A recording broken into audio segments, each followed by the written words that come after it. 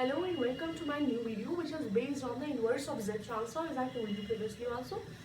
So how can you find out the inverse? Let us take an example. There are two methods by which you can find out the inverse of Z transform. First is power series method and another one is partial fraction method.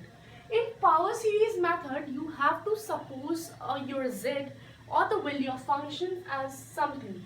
Like here, you have log Z upon Z plus 1. So you have to suppose Z as 1 by Y. So your uz becomes transformed into Z as 1 by Y. And here, if you solve it, you can see that 1 by Y. And it says here 1 plus Y by Y. Y is cancelled with Y. It is 1 upon 1 plus Y. That means 1 plus Y minus 1. And you know the properties of log. That means minus 1 comes forward of 1 plus Y. So minus 1 comes forward. And this is what we have to do. Now, as you know about the logarithmic series, there are so many series like GP, AP and logarithmic exponential. So in logarithmic series, what you have to do is, firstly, take this variable function with minus sign, then positive sign, then minus sign, alternative signs are there.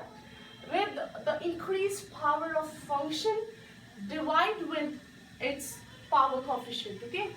So 2, 3 and so on. So this Y is actually what? Z inverse. This is your inverse series. If you see, take this Z inverse is your inverse. Other than this, what you have with minus 1, 1 by 2, 1 by 3, 1 by 4, that means 1 by n. It's minus or plus, depends on the power of n. If it is odd, if it is even, then it is positive. If it's odd, then it's negative. So minus 5 raised by n. And if you take the example, substitute Z inverse as 0, for n is equals to 0, it will be 0. So there are two possible conditions. Next, we are going to move ahead towards the partial fraction method. In partial fraction method, what you have to do, let us take an example, you have to find out the inverse of this. If you take Z as common, then it will form. Take Z in denominator of uz. Now you have to solve it. What you have to do is, you just take A and the linear coefficient plus B and the linear coefficient. Just compare them. If you take the LCM, it will form A into Z minus 4 plus B into Z plus 2. Denominators cancel with denominator. Take the same coefficients with each other, separated. A plus B Z and minus 4A plus 2B. On compare, you can see that A plus B, which is the coefficient of Z, it turns out to be 2, and the constant term minus 4A plus 2B will be equals to 3.